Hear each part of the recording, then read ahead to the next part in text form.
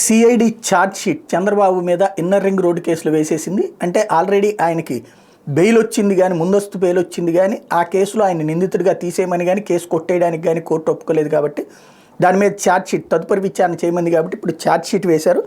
తాజాగా సిఐడి దాఖలు చేసిన అభియోగ పత్రంలో నిందితులుగా తెలుగుదేశం పార్టీ అధినేత మాజీ ముఖ్యమంత్రి చంద్రబాబు, అప్పటి పురపాలక శాఖ మంత్రి పి నారాయణ, హెరిటేజ్ ఫుడ్స్కి డైరెక్టర్గా వ్యవహరించే నారా లోకేష్, వ్యాపారవేత్త లింగంనేని రమేష్, ఆయన సోదరుడు రాజశేఖర్ను ప్రధాన నిందితులుగా ఛార్జ్షీట్లో పేర్కొన్నారు.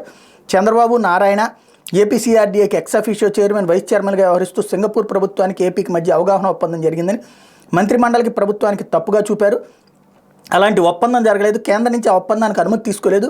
నామినేషన్ ప్రాతిపదికన విదేశీ మాస్టర్ ప్లానర్ సుర్బానా జురాంగ్ని అక్రమ మార్గంలో నియమించారు. చట్టవిరుద్ధంగా రుసుము రూపంలో ఆ సంస్థ కోట్ల రూపాయలు చెల్లించారు. Ring road, startup area master plan నిందితులకు అనుకూలంగా తమకు చెందిన సమీప భూములకు దగ్గరగా రూపొందించుకున్నారు. మాజీ మంత్రి నారాయణ సొమ్ము పెట్టుబడిగా పెట్టి బంధువుల పేరున 58 ఎకరాలు కొన్నారు. సీడ్ క్యాపిటల్ ఏరియాని ఈ భూముల సమీపంలో డిజైన్ చేశారు. క్యాపిటల్ సిటీ ఏరియాలోని ఇతర ప్రాంతాల కంటే ముందుగా ప్రజాధనం 5,500 కోట్లతో సీడ్ క్యాపిటల్ ఏరియాను అభివృద్ధి చేస్తామని కమిట్మెంట్ ఇచ్చారు. తమ భూముల విలువ పెరిగేలా చేసేందుకు క్విడ్ ప్రో కోలో భాగంగా వ్యాపారవేత్త లింగంనేని రమేష్, చంద్రబాబు ఆయన కుటుంబ సభ్యులకు అద్దె లేకుండా ఇంటిని బహుమతిగా ఇచ్చారు. ఇన్నర్ రింగ్ రోడ్ డిజైన్ చేసిన స్థలానికి పక్కనే హెరిటేజ్ ఫుడ్స్ సంస్థ 14 ఎకరాలు కొనుగోలు చేసింది.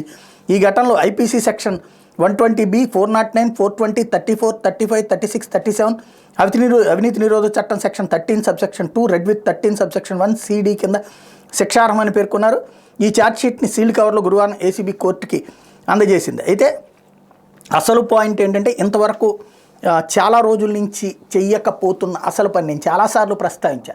సింగపూర్ టౌన్షిప్పే అతిపెద్ద కుంభకోణం.